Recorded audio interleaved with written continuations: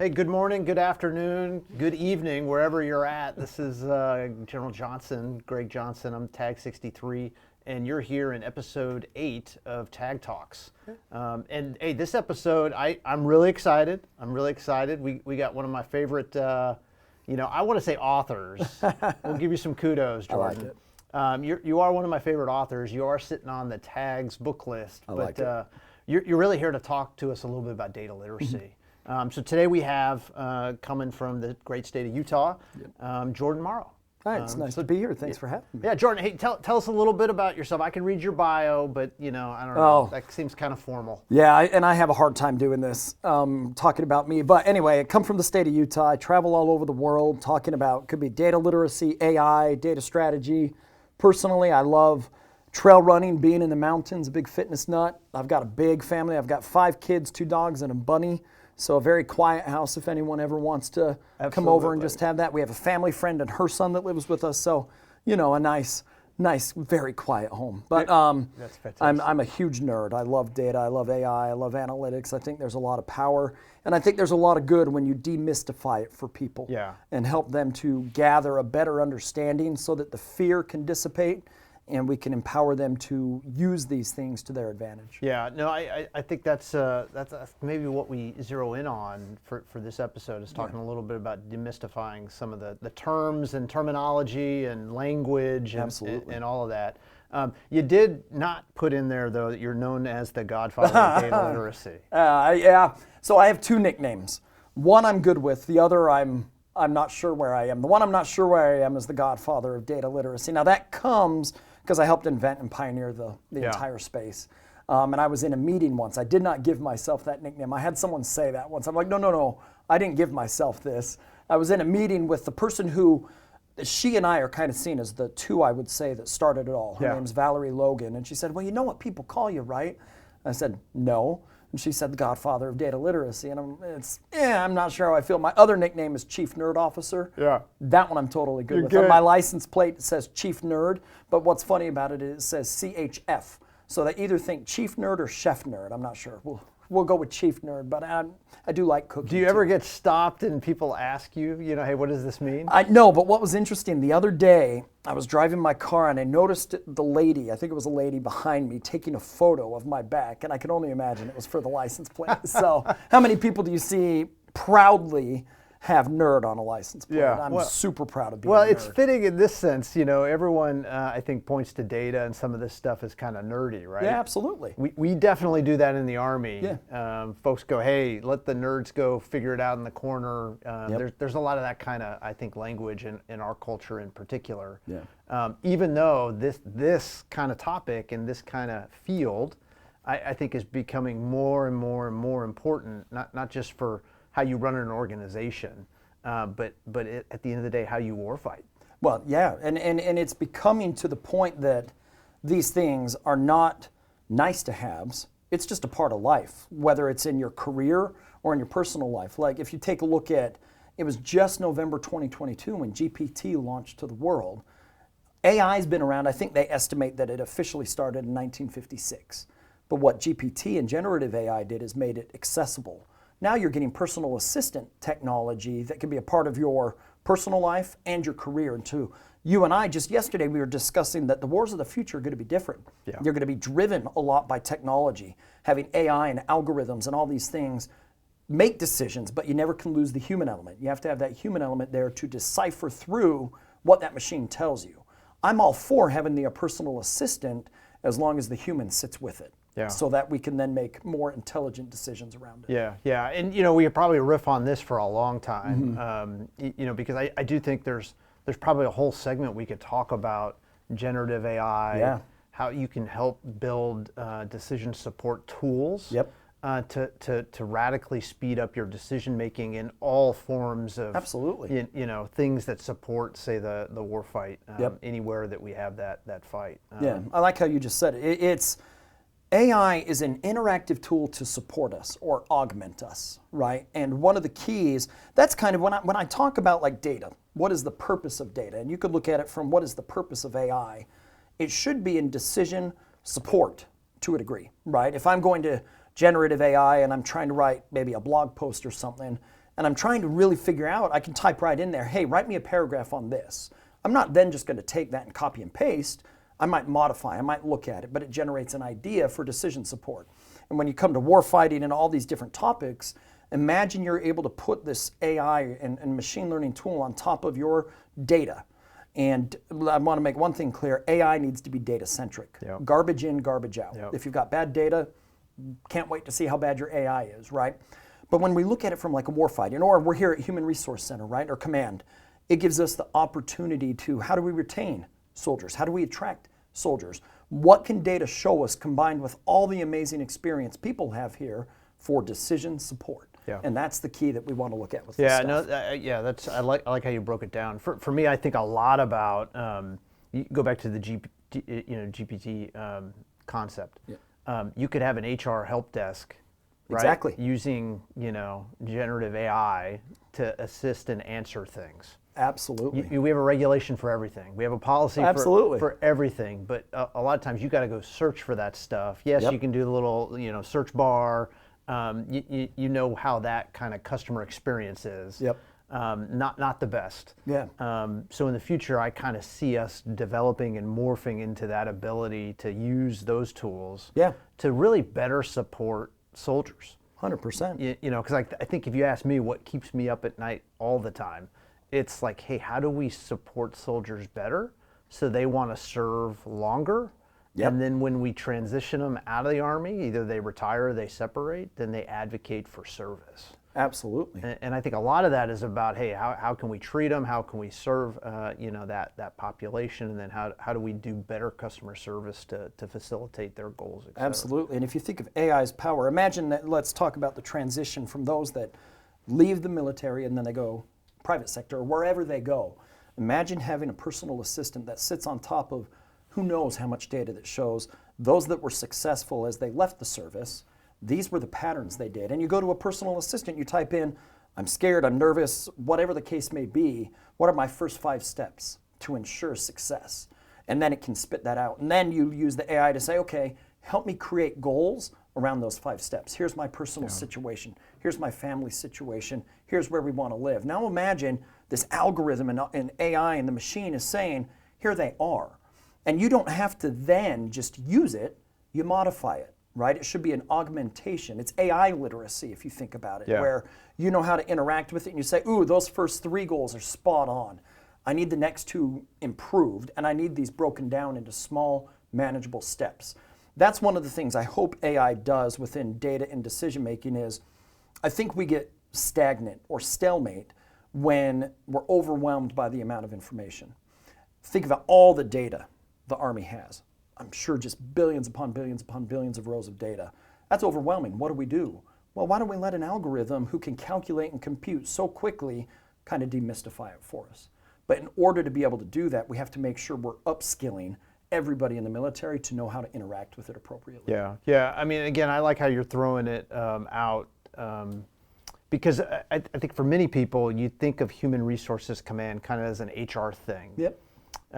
Which a lot of businesses look at HR like that too. Yep. But there's some real value. Absolutely. And recently we've put together a Human Resources Command Vision 2030, which is really meant to fast track us into a couple of areas. One is customer experience. How do you better that? But how do you better that with data? Yes. And then how do you transition yourself to be more data-driven in your decision-making, et cetera. And there's a whole aspect of it, too, that's all about how do you use data to get better readiness, in the Army. That's, more transparent, but also, you can do things like more stability, manage people better, manage your workforce better, all of that. So we're always really excited as we start to talk this because there's so much opportunity and the value proposition of this command is pretty significant for the Army. Yeah. But let's backtrack a little bit. I just wrote down a couple of things, right? Because when I talk to folks in the Army, specifically the HR community, some people, I don't know, I feel like, look at me like I got a horn sticking out of my head as I start to talk data and data literacy and let's define some of this stuff. Okay. Because I don't think some of this is real hard, but I do think we overblow stuff a lot. Yep. So I don't know, when you talk data and data literacy, what do you kind of see, the definitions of those? So when we were first building this program, when I started data literacy, my first ideas actually went back to when I was at American Express. If I can nail it down, I was asked, I think just the other day on a different podcast it might have been, when was the epiphany? I don't know if I had an epiphany, but what I was doing at American Express was training people on all the data that we were building for them. So you're training them on dashboards. That's different than I'm training them how to use data. Yeah. And I actually built like a model or a plan for them or something along those lines, and my executive vice president told me no. She's like, you're not doing that, they're not ready for it, maybe in the future. I don't know if the idea ever left me. I didn't know I was stumbling upon. So I eventually, not long later, I don't think, I left American Express, got hired by a company basically to be an entrepreneur, and that's where data literacy started for me from a work perspective. Because in the end goal, let's use an example, an analogy that I share. Imagine an organization of 10,000 people. Of course, in the Army, we have lots more, but we'll go 10,000 to make it simple. Out of those 10,000, how many will be actual data professionals by trade or title? 50 maybe? 100? But organizations are investing millions at times into democratizing data and putting it into the hands of the masses. If only 50 to 100 are data professionals by trade, that means like data scientist, data engineer, data analyst, and we're putting all this data into the hands of people. That's not the way to do it without, in parallel, upskilling them in some way. So that's the data literacy side. And it's not saying, we all have data literacy in us, right? You use your weather app to check what the weather is going to be so you can plan accordingly. That's making a data-driven decision. But how many people view that as a data-driven decision versus I'm just naturally checking the weather app to make a decision? Yeah. So data literacy by definition is this ability to read, work with, analyze, and communicate with data within your sphere. I don't need everyone to be a data scientist, right? That's a small select population. What I need is to create in people comfort and confidence to use data to make a decision. And so if we define what data is for, it's a support system to make decisions and lead to outcomes. And I think when you break it down like this, you're now demystifying and you're removing fear of the unknown. For a lot of people, there's data everywhere. Yeah. All right. I mean, one of the predictions, I think it showed prior to GPT launching, 180 plus zettabytes worth of data by next year is the annual data sphere, everything that exists. 180 zettabytes for people wondering. I want you to write 18 and put 21 zeros after. Yeah, mind blown, right? 180, then 21 zeros after. That's how much it is. But the reality is that's overwhelming. All data is here for is to support you in your goals and objectives. So you just talked about a 2030 vision. Where data goes in HRC is to support that vision. When you can narrow it down that way, you're now demystifying all these reams of data or databases worth of data. And when you demystify that you don't need to be a data professional, we just want to help you develop some skills to be better, you're now removing, hopefully, fear. Because people fear the unknown. Yeah. They fear job loss. They fear all these things that data and AI can do. Well, what if we can empower you with skills that help you to not have that fear? That's what I want data literacy to be. Yeah, no, I think that's very helpful. And then at the end, where you kind of linked it to these goals and outcomes, I push a lot the OKRs of in Measure What Matters is one of my favorite books ever. Not to say that you're challenged by that author, but they kind of link together in my mind, right? You understand data, you understand how this kind of plays out, and then it's all really about getting to an end state. Exactly. What is the outcome? And that's the key for me is so many organizations right now invest so much in data and their outcomes are not working. And one of the things we're seeing right now is data leadership, like a chief data officer, they're losing their jobs. It's not because they're not talented. In some cases, it's because they and the business cannot align the data goals to the outcomes they're trying to achieve. They're more focused on the tools and getting the data clean. But that data, as it becomes trustworthy and governed and clean, better lead to some sort of outcome. That's what we have to be able to prove as data professionals. I used data to do this. Great. Now look at the Army and HRC and everything here. Let's talk retention, right? How do we retain people? Okay, what data would be best for this? How do we make it engineered so that people can use it from a people analytics? I know you have a people analytics team. So that then we know, okay, here's our goal, here's 3 objectives, and here's the data that supported it. That's what we need it to do. If you think about anything in life, you use supporting tools to help you make those decisions. That's all data is. And if we think about it that way, much easier to say, let's do it. You know, you build a house with a hammer. You make a decision with your personal experience and the data. Yeah. I think a lot of folks in the Army in particular struggle with, hey, that's not me. Yes. This is not me. That's somebody else's job. You know, I'm the leader primarily. I'm not, you know, the data person. And we spend a lot of time kind of say, hey, these things fuse. You know, you actually are a better leader if you understand the tenets and how this works. Yep. Because number one, your curiosity is going to drive different results. You're going to ask different questions. You're going to find out different things that all support that end state. And you have a much better, I think, opportunity to actually get to a stated end state or outcome if you understand this. I don't know, can you talk a little bit about that? I think one of the things that we want to make sure when we're talking data, machine learning, analytics, AI, all of that, is the human element's not disappearing. It needs to combine with it, right? So a prime example would be like I like to train for ultramarathons. Last year, or 2 years ago now, I ran one that I really struggled in. Don't know why. I struggled to climb in the mountains, which is a strength of mine. Well, come to find out, according to my watch, it estimated sweat loss at like 21 plus pounds or whatever. Dehydration was killing me, right? Even though I'm consuming water and stuff. That's a data point that shows me, oh my gosh, I maybe needed to do differently. Yeah. In business and in the Army and everything, that's what we need to just be thinking of. One of the keys, though, is the human element is involved. And I think people get fearful, oh, my gut tells me this. That's great. I'm totally good with your gut feel. Can we combine it with data? Yeah. And sometimes your gut feel is going to be right. Sometimes we need the data to change because it's not right. Yeah. We have to teach that curiosity. I love that you use that. It's my first C of data literacy. We need curiosity, and we need to understand, one of the things I like to teach is your gut feel, intuition, and experience is probably built off personal data collection, even though we don't think of it that way. Right.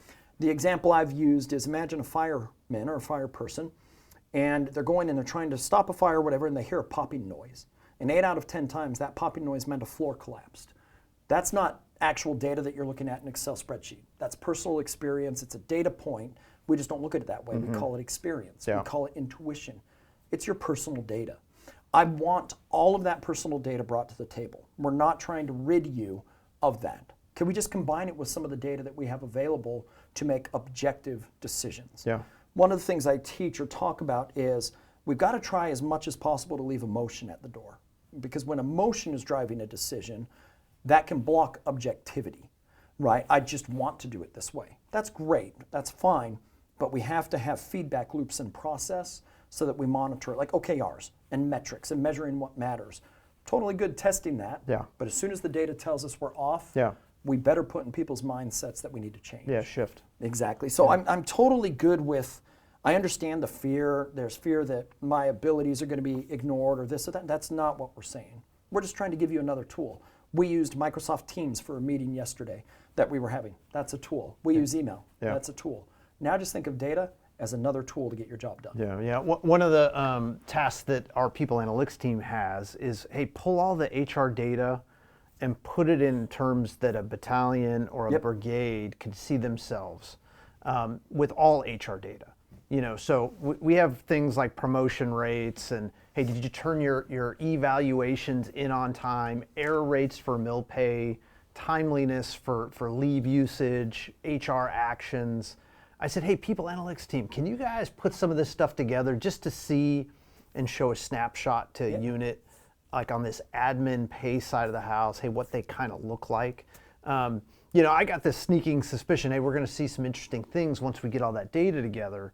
But primarily it's, hey, can we provide a snapshot to then help a unit better take care of their soldiers? Yep. And so that's one of the things we're doing, and you know, I don't really know where we're going to land though, right? You know, so we kind of see ourselves and then go from there. Yeah. Well, and I like how you said that. Like, you have a compass pointing you a direction. We know we want to use it to support soldiers. But there's the exploratory side of this, and I think that's exciting, right? And one of the things that exists within data, because we talk data, but data is just data. It needs something to bring it to life, and that's analytics. Think of them as the two sides of one coin. Data sits there, it comes to life through analytics, and there are those 4 levels: descriptive, diagnostic, predictive, and prescriptive. Most of the time, we're just focused on the first couple, right? And then you have your data professionals doing the more advanced ones. And when we take a look at that, to your point, we can have an idea that we're marching this way, but we have to have the flexibility in our minds that the data might show us to go a different direction. We also need to teach people, and this is a part of the cultural change, that you're not going to, like one of my favorite quotes, I'll use it off this, is from Nelson Mandela, a hero of mine. And it goes something like this: I never lose, I either win or learn. That's it. And in data, we need to make sure people don't feel like, oh my gosh, I'm going to get in trouble if it doesn't go the way we hoped it would. Yeah. No, we're going to still reward you even if it completely fails. Because what if we learned these 4 points from the practice that we implement going forward? It's a much different mindset, because people are going to fear doing something if it fails. And we don't reward them afterward. I'm all about rewarding failure. Everybody says fail fast, but no one really believes it, because you don't reward a big bonus if a project didn't go the way you want. And I'm the guy who say, I got 6 learning points from this. Even though it didn't drive the outcome we wanted, you get a nice bonus, because look at these 6 things we'll implement going forward. That's a different mindset that we need to celebrate, and we need to bring into the culture. Yeah, no, I think that's an awesome point. We do quite a few, especially over the last couple of years, pilots and different things to really try to test out, hey, how do we change some of these things? And then, with this data scorecard, we're trying to do that. Yeah. Okay, what are we seeing? And then, hey, if it doesn't play out, or we're not, we don't get to where we think we want to go, then, hey, let's move on. Yeah. Well, and I think that's the other side of it, is I think at times people fear moving on. Right? There was an organization I met with, and I forget the exact numbers, but the premise remains. I met with them, and they were like, we have like 200 or 400 Click dashboards. So Click, for people who don't know, is Tableau, Power BI, Click were really the big 3 BI vendors, if you could call it that. They were using only 6 of those dashboards. So you're maintaining 200 or 400. I believe they were maintaining them all. I don't remember exactly. And you're using 6. People have a fear, oh my gosh, if I don't maintain these, job security's gone. No, that's not what we're saying. Get rid of the 194 or 193 you're not using.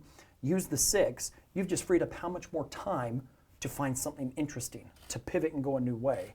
But we have to make them comfortable that pivoting and going a new way is celebrated, we're exploratory, we're doing all these things. But when I say exploratory, the compass needs to be there. Like for HRC, it's 2030. That's the compass. Future warfighting, that's a compass. It's totally good that the branches might go all over the place, but we have the compass pointing us in a direction we want. The other thing we need to have as leaders are flexible, that compass can also shift, right? We know 2030 is the goal. It might go away from this to that. Totally good, because the data is leading us that way. Yeah. I think one of our big things with HRC 2030 is also doing data literacy, right? Kind of rolling it out with the workforce, and yes, it's upskilling, but some of it is, I think, just basic exposure. Yes. So demystifying, getting into the middle of it, doing a little bit of reading. And then doing a podcast. That's right. And hopefully listening to the podcast as we push it out there. So okay, you've talked data literacy. We've talked a little bit about analytics. We even threw in some metric OKR stuff. Maybe explain AI, because we started with AI and we started with GPT and generative AI. Maybe explain that and demystify that a little bit. So I'm going to bring 2 terms in: machine learning and AI. And artificial intelligence is just that. It's artificial intelligence doing things for us. Like I said, it's been around since 1956. This isn't new, right? You might have Siri on your phone, or all these other things that are there using, think of it as the computer doing human things for us. So when we think about generative AI, I won't go into the nitty-gritty of large language models, but that's one of the things that you might read about with generative AI. Basically, what it's doing is it's taking a look at all this data and building a prediction for you. This is what you want to see. But the key with AI is, for probably 99% of people, you're not writing the algorithms, you're not writing the codes. To demystify the fear, it's just teaching people all you need to do is to learn how to interact with it effectively and ethically. There's that big ethics piece in data that's going to become probably even more prevalent as tools become more powerful. So when we look at like machine learning, the machine is learning for us. Wonderful. When we look at AI, artificial intelligence, wonderful. For the vast majority of people, it's just having a basic fluency, being able to talk about it a little bit. But it really boils down to, can you use the tool effectively? And a prime example for me is in the education space right now. Some people ban using GPT from students. Yeah. And I'm like, you are doing a horrible disservice to the students. I'm all about letting them do it. And the example that I use is right now, students might be given, you need a 10-page paper, X amount of words. Well, how often are you writing a 10-page paper, or me, in our careers for a business? Not very often. But you know what we have to do all the time? Speak and communicate and present. Even if it's a one-on-one like right now in a podcast, if I was really bad at doing this, you might have cut me off 1 minute in and be like, you're horrible at this, right? But I have an ability to communicate. Yeah. So what I want to see with like a GPT for students is, what if they can use any tool they want to write the 10-page paper, but their assignment is a 20-minute presentation with 5 minutes Q&A? Yeah. You can't fake presenting. Yeah. What we're doing is we're evolving how tools are a part of us. So when we think about demystifying AI, number one, yes, jobs will be eliminated. We know this. But it's not like we can't upskill and reskill ourselves so that we are valuable. More jobs are going to be created. And what really matters in demystifying things is, how can I utilize the resources that you and the Army are providing me? Like we talked about with 2030, data literacy is a key, right? Is how can I upskill and reskill myself? Because there is a part of it that's incumbent on us to be able to learn and train and do all these things. So what I want people to do is not be fearful of this. Just start playing around with it. Just go into GPT and be like, hey, tell me about this. Write me a paper on that. Just test it and play with it so you get more comfortable with it. But one thing I will key in on is, if you use it, make sure you verify the sources and verify the information, because it can, what they call, and this is a term that we could demystify here, is the hallucination of AI. Is it just building something that isn't even real? We have to make sure that we go into that understanding. A quick Google search, there was an attorney who cited a case, or more than one case, that I think generative AI built for that attorney didn't even exist. Yeah. They used it, I believe. And I heard, I don't know how true it is, they got disbarred for it. Yeah, epic failure. Yeah, it's like, don't do that. Like, all you have to do is a real quick Google search. Hey, you cited in 1972 this occurred. Yeah. Google, did that happen?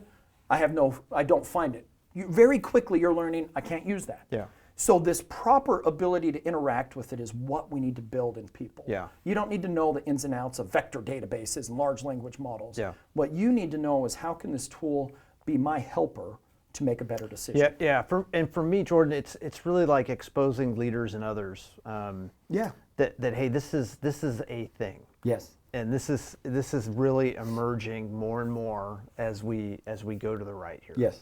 And the more that we understand, the more that we're going to shape our capabilities in our organizations to use that to then better get to our outcomes. Yep. And so I think the data literacy piece here at HRC, or for the AG Corps in the Army, it's really about exposing us to all of this capability, and then learning, and then moving towards, how do you then start to use it to in this case at HRC, hey, better the support, better the readiness of the Army. Hey, keep people in, right? Yeah. Retain them, recruit them better, and then keep the all-volunteer force in place. Well, and one of the things that to key in on here is, there's multiple levels of data literacy, right? We talked about this yesterday in a meeting, and that was, you have all the learners, you have mid-level leaders, and you have senior leaders. And each of them, one of the keys to making this really work is having leaders and senior leaders understand that we're just evolving. We're making people aware, like you're saying. We're just putting it in front of you, exposing you to it. I don't need you to go out and use it for 5 hours a day and think this is what, no. You're aware of it, this is what's going on, and making them also aware this is what HRC and the AG are doing to help you in the future. Yeah. That is such a key. And one of the key things for data and AI success in any way is the communication strategy. You hear me talk about this all the time. Right. People need to know why, right? I joke around, how many people like getting an email that says you have mandatory training? They're going to click through that as quick as possible just to check the box. Versus, can we really help them understand the benefits, what this is going to do, why we're doing it, et cetera? Hopefully then you get all this buy-in, and the naysayers, you're always going to have some, I get that, but the majority of people have bought in, and you're marching forward. Yeah. And we always link it, here in the Adjutant General at HRC, it's about taking care of people. Yeah. So at the end of the day, I mean, that's really what we're trying to do here. We do have the mission for readiness of the U.S. Army too, But for the workforce, hey, you're actually moving in this space to better take care of people. Oh yeah, if people are happy, they're happy. Yeah. Right. I had the question. We talked about this yesterday. One time, it's like, how do you compete with data professionals staying in the Army when the big tech companies can pay so much more? Yeah. What if they're not happy there? Salary isn't everything. Yeah. What if we can give them meaningful work that is about people and they feel like they can see the accomplishments that data is doing? Let's attract it that way. Yeah, we got that in spades here, and that dovetails nicely with just as service in general. Yeah. I mean, hey, this is something to serve for, right? Absolutely. The U.S. Army and this little United States thing here we got, our country. I appreciate you saying that here at the end, and I know this was fast and furious, and hopefully for folks that are listening, it helped demystify a few things about data, et cetera. Hey, it's not about being the PhD level, superstar, complete godfather of data literacy, right? Chief nerd officer, et cetera. I think it's slow and steady progress on our capabilities, so we can better take care of people. You're spot on. I don't need everybody to be as nerdy as me. I can read calculus or statistics books and be happy. I get 99.9% of people don't want to do that. So instead, let's say you're big into rugby. I'm a big rugby guy. How does data go into rugby matches? Oh, just learn a little bit more and be like, oh, well, that's fascinating. Data can be used there. Let's just make you a little bit nerdier. We don't need to make you as nerdy as me. Yeah, no, that's great. I mean, my favorite book is Moneyball. Oh, yeah. That I talk about all the time, but that's for another podcast. Absolutely. And Tag Tots. But Jordan, hey, thanks for being here. Thanks for being in Kentucky with us and here at the Human Resources Command. For those listening, thanks for listening in to episode 8 here. We will come at you soon with the next episode, which will be a little bit different topic, but it'll still be in the data sphere about how we upskill ourselves, et cetera. Follow us on all of social, right? We're heavy in LinkedIn, we're heavy on Facebook, and then Instagram. Follow us at The Adjutant General. Thanks, folks. Appreciate it.